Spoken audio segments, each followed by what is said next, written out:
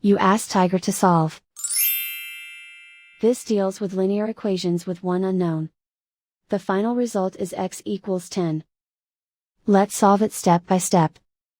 Group all x terms on the left side of the equation.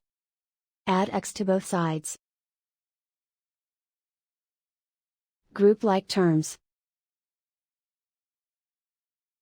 Simplify the arithmetic. Group like terms. Simplify the arithmetic. Group all constants on the right side of the equation. Add 7 to both sides. Simplify the arithmetic.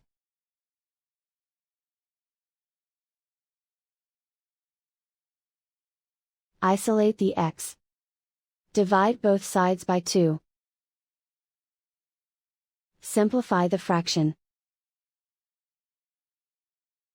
Find the greatest common factor of the numerator and denominator. Factor out and cancel the greatest common factor.